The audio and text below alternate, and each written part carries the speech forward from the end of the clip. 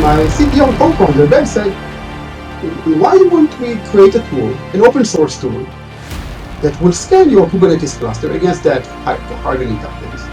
And we released it very quickly to the market, and immediately that thing basically exploded. Hey everybody, Nevos here. Today I have with me Jonathan, the VP Marketing of Armo. How are you, Jonathan? Good, thank you. Thank you for having me. Pleasure to be here. Super excited to have you here. So Jonathan, you actually started your story with open source, even though Armo is not like fully open source. I would be happy just to give you,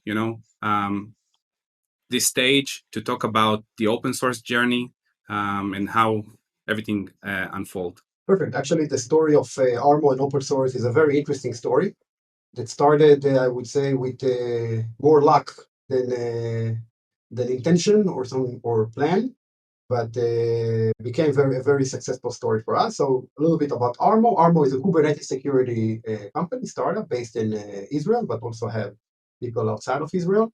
We are already 40 people today after round A of investment, focusing uniquely on Kubernetes. People not aware what Kubernetes is. Basically, it's a platform that Google created, and now it's an open source platform that used by probably all DevOps out there for orchestrating, managing, and operating a cloud native application like microservices and containers.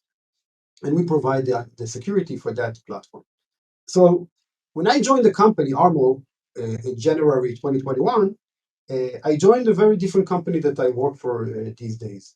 It was a regular, if you want to call it that way, a B2B enterprise sales, top-down type of a company. Like we were targeting the CISOs, the security officers of companies. We're trying to, get their interest, set up a demo meeting with them, show them our product, then go into a POC, and then all the long cycle, then where you start from the decision maker, then you go to the user.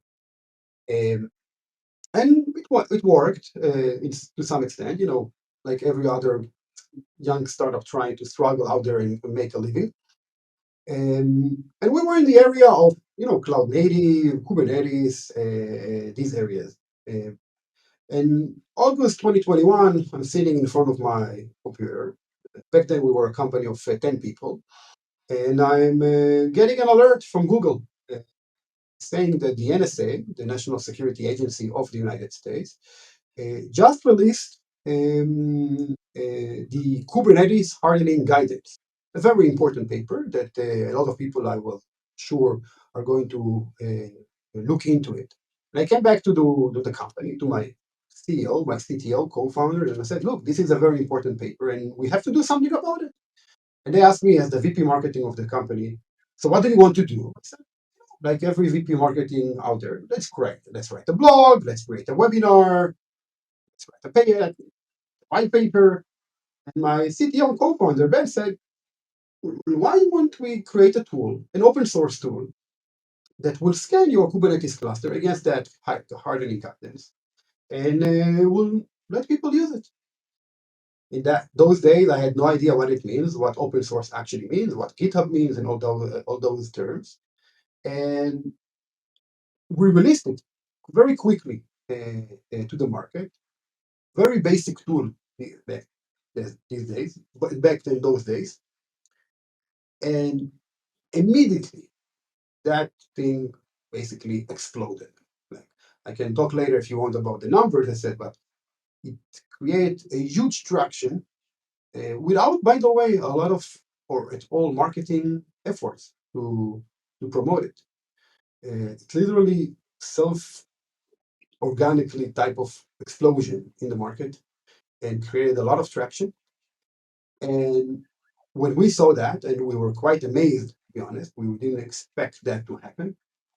We decided, based on that fact, to change the company, basically, and to become an open source led company. So this tool that we released back then called Kubescape became the main tool or project of the company. that based on that, we created a lot of things afterwards. And we also became a PLG company, a product led growth type of company. So instead of going to the CISO, then the decision maker, we were starting to look at the users, the end users, in our case, DevOps, and get their adoption first before we go into the selling process. So that's kind of in a nutshell how the company changed from being a B2B top-down type of a company to an open source and PLG type of a company, which is quite interesting. It's really cool. But what is like really interesting to me is like there was like some kind of problem. I believe it was some kind of a change in the terms of services or something that they actually changed there, and then automatically people like Googled it to find a lot of things like how they So, can solve this problem, or it's just like okay, it was an interesting project, people liked it. Like so people ask me, so what was the secret? Because it really, the people probably should learn like stars on GitHub. We're talking that about 1,000 stars in 1 week. We're talking about like a 2,000, 3,000 stars in 2 months. Like it's really exploded. Now people ask me what happened, what you guys did, what did you do? And I think that's the secret here. The secret sauce was here. First of all, a compelling event. There was something in the market that we didn't create, but we reacted, and we reacted very, very fast. When the NSA released such a paper, people notice. It's not us, it's the NSA that everyone is looking at, everyone is following. They created something new, and we were the first in the market to create a tool, a free, open source, that helped them to understand how they stand against this paper. So there was something in the market, a compelling event, some kind of a disruption in the market that we took advantage of very, very quickly. That was secret number one. Time to market. Uh, uh, then the tool itself, the way it was built, the way our target audience used it, was tailored exactly to what they were looking for. Simple, fast, non-intrusive, open source. So the way the tool created value for them, we're talking about 2 minutes and they saw results, right? Without any special effort that they need. So understanding the target market and building something tailored to their needs and requirements, like a glove to their hand, was super important. And then when people started to use it, you know, the word started to spread. Now, then we started to kind of accelerate that growth and we started to push it from different angles, including the marketing part of it. But the beginning, organic, people were looking for a tool. We were there. We gave a very good value in the way they needed it. And that was the first. Kind of wave that started the whole thing. this is cool. So this is like you reach. I think we talked before around like 2,000 stars, which yeah, it's a lot organically. I've never met somebody that did like nothing and got 2,000 stars, which is really cool. But what you've done, like once you got these 2,000 stars, I mean, there was like a peak, I believe. But after this peak, it was not like growing that fast, Yeah. like when you Yeah. So started. then the marketing started, right? But one thing to remember, when we're talking about open source and there is a community there, right? So when people start, there is like this magic circle that starts to feed itself, right? So when you start to grow fast, you get into the trending list of GitHub, and you're one of the project. The people who follow that list, and so they started to pay attention, right? And then people started to write about it, not us. People outside, like from the community, started to write, "Hey, there is a new tool called Kubescape. It's cool. It's helping."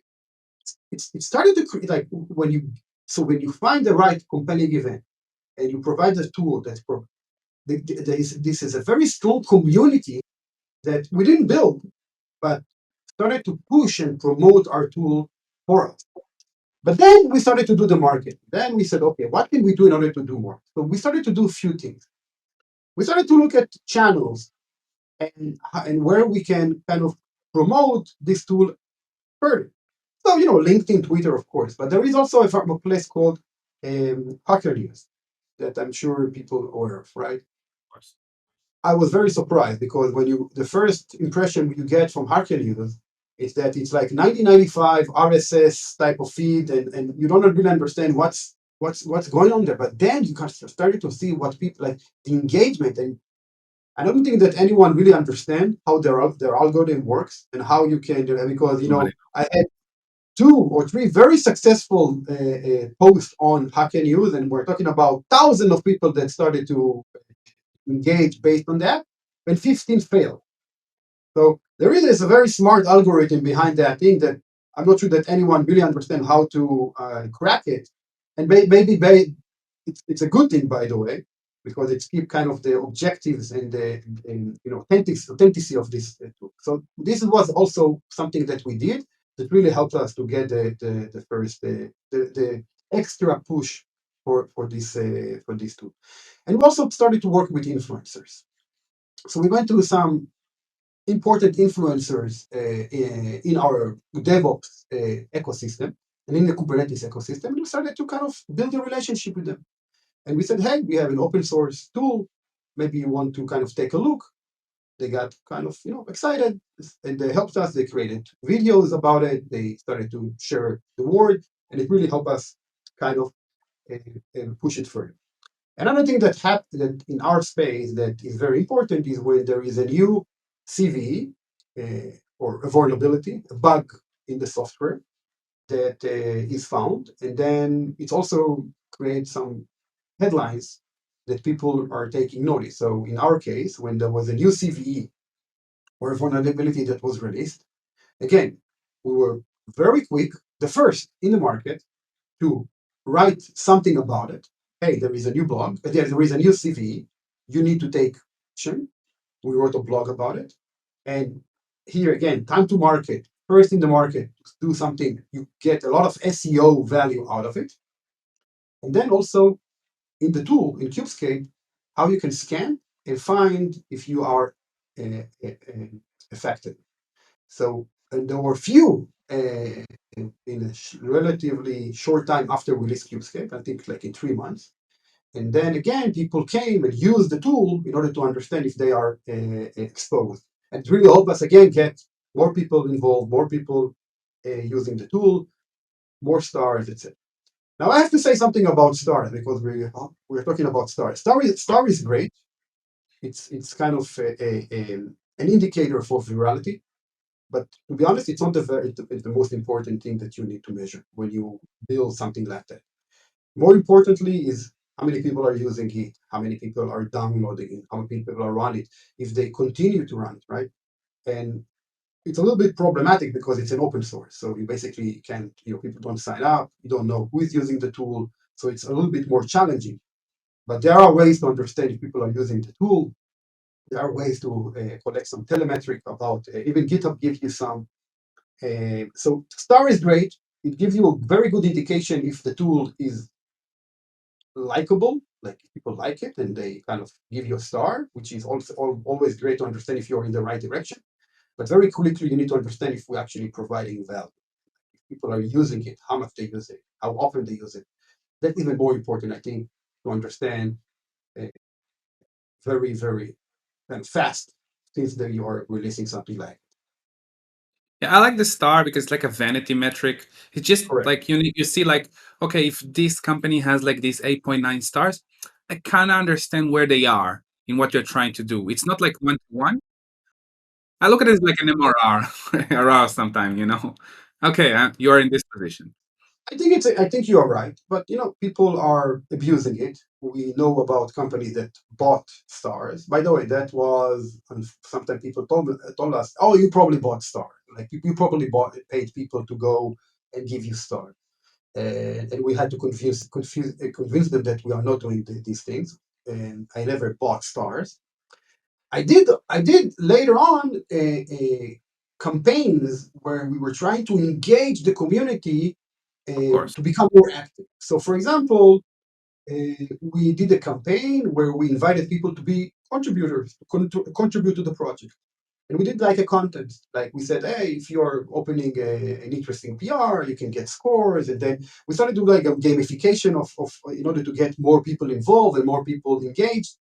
but it was never to just give us a star and we'll give you something. Always something like contribute, open a PR, get involved, become part of the community, and then you can win something from it. And people, by the way, really liked it. It was received pretty well, really well in the community when we did. I'm really interested about the like you took some step and you actually donated this project. Like, Correct. what was the move for that? Why would you donate this project? And is it like still because you donated this, is it still affecting the main company or? Yeah. So to understand, so we had Kubescape, the open source, and then we also built the enterprise solution, the SaaS platform that is based on Kubescape, the open source, but provides much more value. But then that's an enterprise product. You need to sign up. There is a free version, and also there is paid version. It's using Kubescape, and it's but you have a UI, you have a GUI, etc. etc.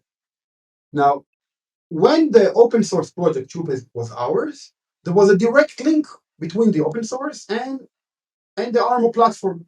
Like Right. when people use Kubescape, we then told them, hey, you can go now to Armo platform and you can sign up, and then you can see the results and the scans results and all your issues in a very nice web-based platform, and there was a lot of analytics there, etc. And it worked pretty well for us. But in our industry, there is a forum that is called the CNCF, a Cloud Native Forum that is managing all the major open source projects like Kubernetes, like Prometheus, like OPA, Kivern there. And it's a very powerful forum that is a kind of a lot of people are involved. And then one of the options is to donate your open source project and give it to them. You give the rights, by the way, you give the branding rights, and also from technology perspective, you need to disconnect the open source from the enterprise solution because it has to be independent. We are still the maintainers, the main maintainers of this project, but it's not ours. It's not Armo project anymore. Now, there are pros and cons for such a move, and we thought about it very, very deeply and for a long time, and the things about the pros and the cons about doing such a move. The pros, CubeScape is becoming a project in a very important and powerful form. It's becoming, it's getting kind of a certification by that forum that it's an open source project. It's managed by strict guidelines, strict, rules, procedures, how an open source project should be managed. For enterprise customers and organization, when they decide to use an open source project, this is very important because it basically tell them we can trust this open source project because we know it's being managed and governed by a leading, probably the most important forum in this industry. So it gives you kind of a certification and trust that your project can be used by Fortune 500, Fortune 1000. It also have a lot of channels, marketing channels to reach audience and to get to more people that you cannot reach today. It helps you to bring more contributors because people want to contribute to projects that are part of this forum. And it also give the people that I'm not sure if you guys are following, but in the last few months and years, there were a lot of changes in the open source industry. Many companies decided to move their open source project and they change the licenses and move it for so other companies cannot use it. And there is a lot of discussion and uh, you know talks about HashiCorp, Elastic, if you guys follow what is. And when you donate your project to CNCF, you basically giving the community kind of the understanding that this is not going to happen. They can, rest assured that there is no way that Armo is going to change the license, and give them kind of assurance that they can invest their time and their talent, their effort in donating to a project like that, to contribute to a project like that.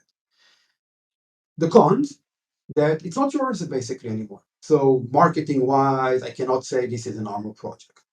We cannot have a direct link between Kubescape and Arm. So, for example, if back then everyone that scanned using Kubescape, we offered him to go, we cannot do that today anymore. We had to build an independent website for Kubescape that is not part of the Armo website. So there are a lot of cons for this decision, and each company really need to understand what it's trying to do, what it's trying to achieve, and understand the pros and cons for such a decision.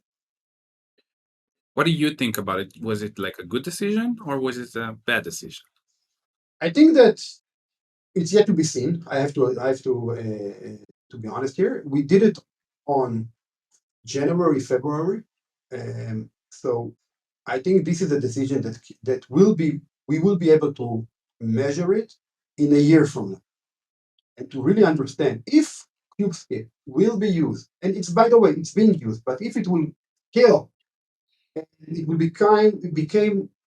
become a household product in Fortune 500, Fortune 1000, Fortune 2000 companies, and it will become something that everyone will use as an open source Kubernetes security solution. I think we succeeded, because I'm sure that this will also reflect on our enterprise solution as well. Because people will say, okay, this is great, a very successful open source project, but I still want an enterprise project that has additional features or additional capabilities that are not part of the open source, that me as an enterprise are important for me, and I have support for my company. I have SLAs, data retention, and everything that I'm as an enterprise organization need. I think that if a year from now we will scale and will become to that point that Kubescape will become the default open source Kubernetes security solution, I think that will be a very successful decision that we take. We're still in this process, and we're optimistic that that will be the case. But I do want to say that we're not there yet. It's a process that we're working. Is every kind of open source Kubernetes based or something like that project can donate the project, or it's just if they reach you out or something like that? How does it work? You mean to donate to the CNCF? Yes. You can. You need to be accepted. So it was like 6 months, 8 months since we submitted Kubescape until it was officially accepted. There are rules, there are parameters and criteria that you need to stand against in order for them to accept you. It's not that it's automatically. They want to see how this project is being managed. They ask for a few things. For example, one of the first things they ask: disconnect Kubescape from Arm. It can be that there is an enterprise solution that is a preferred uh, backend or hosted solution for Kubescape. It has to be neutral. And everyone basically can come now and build their own Kubescape Enterprise Edition. Everyone can do that. That's open source, right? Everyone can come and say, "Good, Kubescape is a very cool project. I want to build an enterprise suite around." That's a risk. So there are a few things that we had to do. There are a few things that we had to prove to the CNCF before we got accepted. And by the way, we got accepted as a sandbox project. There are different stages in CNCF. So sandbox is the first stage, then there is incubation, and there is graduated. Okay, so there are different steps. It's a process that you go through. So everyone can donate. Not everyone is getting accepted. Cool. Before we kind of like wrap it up, I really like to get into tactics. One thing that you talked about is that you used influencers, and maybe you can give like a few words. What did you actually do to get those influencers? How did you incentivize them? Maybe how much it cost, if you can. What was the problems? What was like good? So there are different types of influencer, at least in my area. There are influencers that you pay them and they will do whatever you want. And it's it's worth, right? Like if they have a nice amount of followers, if they're technical, if they are considered to be um,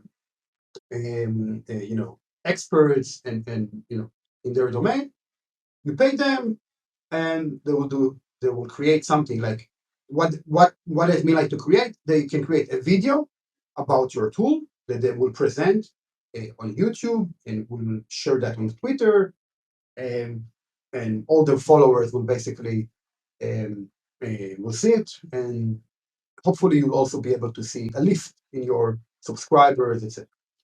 Um, and there are different types of influencers that they don't basically pay them. They will maybe require to help them with the production cost.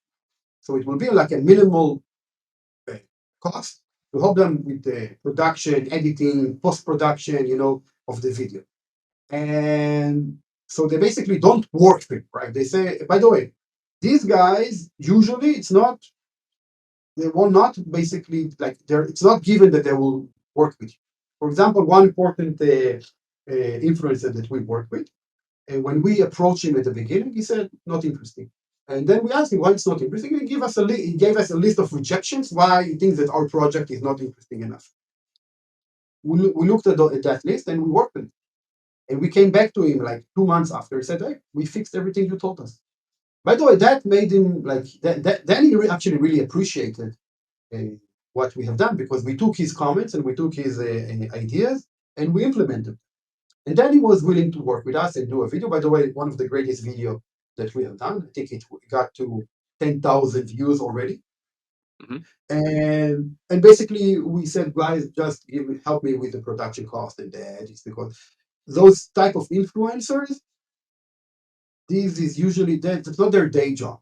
Like they work for a company, and Right. in our case, usually a DevRel or Dev advocate, and they do that on the side battle. It's like more in a hobby, right? And so these are like if I need to kind of segment, so there are the ones that actually work. You pay them, let's say, a retainer or something like that, and they will post about you. They'll write Twitter tweets about you. They will create videos on you. Everyone knows basically that that's what they do, right? And there are the other type of influencers that are harder to work with, that you really need to kind of make them interest about your project. Everyone wants to work with them, and usually they will only ask to cover their production costs or something like that. Just in case, in any case, it's about work. Like, don't go to an influencer, any type of influencer, and expect that he will work for you. Don't sound like, hey, I give you money, you do a video. It's very insulting. It doesn't work in this way. It's about understanding, who you work with. It's people. It's a relationship. It's a community. I usually when I want to work with someone, I say, hey, look, I follow you. I look at your videos. I'm actually telling which videos I like because that's what I do. I'm actually looking what I write, and then I tell them, look, I really want to support you. I want to collaborate with you. I want to support you. I want to support this amazing work that you do to the community, and I want to help. So I'm coming with a kind of approach that is telling him, look, I don't want to hire you. I don't want you to work for me. I want to work with you. I want to help you create content. And by the way, the content is usually not about us. It's about Kubernetes security. It's about things that we think that the community should be aware of. How do you secure Kubernetes? How do you secure cluster? How do you do that? How do you do that? And the tool that he's using to show how you do that would be ours. Hey, so I'm using Kubescape to show you how I'm doing whatever I just told you to do. Hey, I'm using Armo to show you how I implement everything all the best practices that I just described. So it's not, they don't work for you. You don't hire them. You need to work with them. You need to collaborate. You need to support and how you can help them maintain their level of professionalism, level of authenticity, objectiveness, etc. Um, and what would be usually the best way to reach them? Like I know, like in YouTube, you can get their email, but I try to reach a few times to influence like that. Usually, no answer. It's like I with tried, connection. yeah, I tried email on YouTube. I tried LinkedIn. I tried Twitter, and I tried people that I know that worked with them, and I asked them to connect or to make the introduction. So I saw a friend of mine that did something with them. I said, "Hey, I saw your video. Great video. Do you mind like introduce?" By the way, people are coming to me and ask me to introduce them to the influencer that I work, with, and I'm happily doing that. So reach by email, Twitter, LinkedIn, Reddit, or ask for someone to connect. I'm doing that all the time. Usually you get like one video per influencer, or you like keep them on their attention. Let's make like a few, like let's make 10 So or the ones that you hire and they work on a retainer, they will create as many as you decided on the contract. Right? The other types, usually they will only do one because then it looks funny that you're doing more, and then people will start to kind of question how objective they are. But if you have a major change, a major release, like really, really something major that really change the product or change what you're doing, they may do another one. But it really need to be, no, it's not like a small feature that you change something in the UI.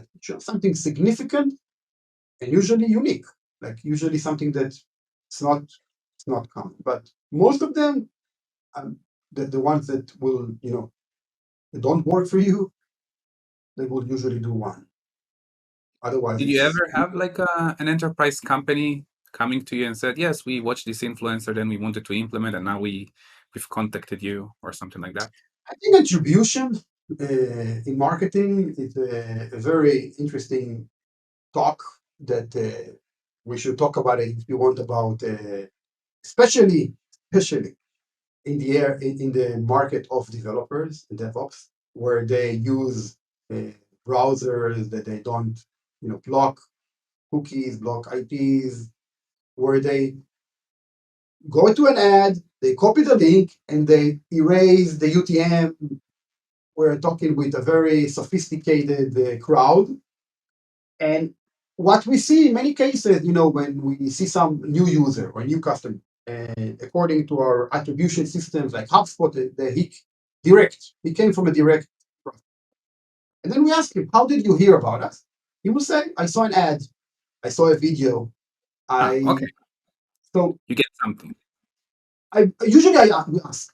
By the way, Yeah, we used of to course. when people signed up to our product, we used to have a pop-up screen that said, how did you hear about us? And a lot of them said that they saw a video about us in one of the influencers. And we stopped doing that because we understood it's annoying people. And but the best attribution system is just to ask people and to understand that it's a very complex thing how people get to know about you, and even more how they decide to try you or to use you. And it's not usually I clicked an ad. It's Of course. usually saw an ad. I read this blog. I heard someone talking about you, and you're starting like to hear in your head, okay, let's give it a try. Yeah. And I don't think that anyone really solved that thing completely Yeah, today. it's very hard with like infrastructure product. Like usually it's a very long funnel. People see like a millions of stuff before they kind of like go to you, unless Especially it's like when word you're of mouth, something especially like when you're talking about open source, which we don't know because it's open source, so you don't put tracking on GitHub, right? You cannot do that. And especially when you're talking about a product like ours, when people just sign up with their name and email, and that. that's it, like, and it's very hard like to track exactly because usually they would use their private email, they're not using the work email, and then it's becoming even more complex. That was amazing. Before we wrap it up, maybe you can tell us, like, for even for existing founders, with like maybe even they raised a few rounds, whatever, but somebody in the DevOps area or whatever, that they are not open source, because most of the startups are not open source. Should they do it? Should they not do it? Should they make like something around it? What is your take on that? I think that's the $1 million question. I think there are two things that you want to ask: open source or not, PLG or not, and there are pros and cons to each decision. Like when we went open source and PLG, adoption, awareness, virality was absolutely you know mind blowing. Now, when we are in the monetization, it's a different story. How you monetize all of that into real customers. It's a real challenge. Everyone is facing it. I think it's not just open source or not. I think open source is great to get the community, to get people aware, especially technical people like DevOps and developers. The more interesting question is what kind of open source? Because many companies will say they're open source, but what they actually did, they created a project, but there's more a marketing gimmick. It's not really part of the product. It's not really part of their solution. It's something like they did on the side to be cool. So people will know about them. And hey, we are DevOps and we are developers friendly and we have open source. But actually what they did, they created like this project. And then they basically forgot about it. For open source to be really successful, it has to be open source driven company. Like you have to invest. Like in our team, about 25% of our R&D power is investing in the open source project. We're investing in this project. We want it to be successful. We think that if the open source project will be successful, we as a company will be successful. So it's not just about open source or not. It's what kind of open source you want to have. Are you open source driven, or you just want to open source as a gimmick side project that you're not going to do anything about it a month later? And so that's a second question that you need to ask yourself is because open source is a philosophy.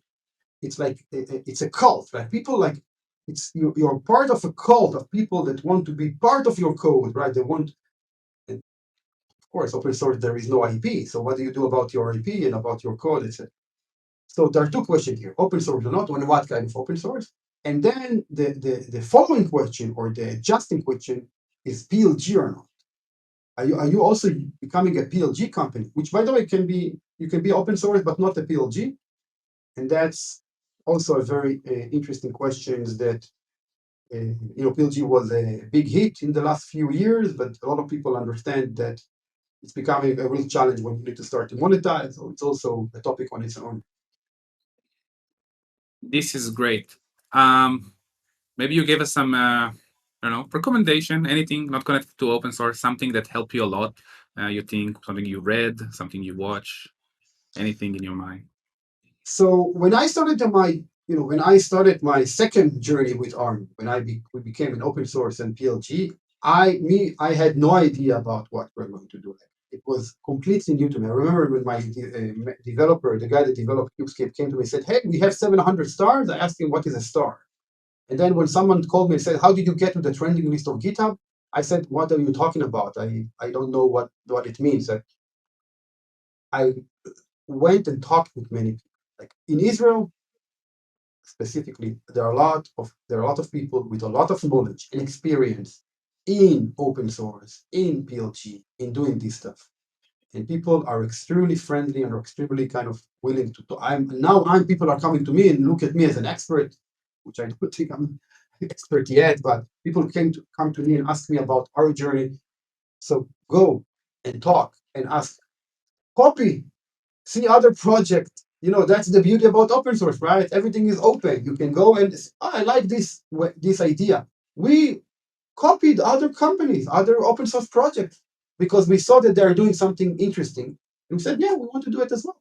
So look at other projects, look at other successful projects. Don't be shy to copy what they're doing. That's part of being part of this community. So ask, learn, fail. It's all good. It's all part of this journey. I can be more specific about type of influencer we worked with and kind of campaigns we ran. I'm willing to talk with anyone that is want to kind of hear about that privately. I can share my email if you want or anything like that, and people can reach out to me, and I will be willing to give them all the tips and tricks that I have. I'm perfectly fine with that. Perfect. So I think if somebody is like listening to this, yeah, go ahead, connect with you on LinkedIn. They can shoot you a message. Probably they can find your email, the website, or we list it on the list below. Thank you very, very much. It was super interesting. I think it's very inspiring for a lot of open source, in all stages, about how to take what to do with our product, how to think about it community-wise also. So thank you very, very much. And, Thank you for having me. It was a pleasure. and have a great day. You too. Thank you, Neville. It was great. Thank you very much.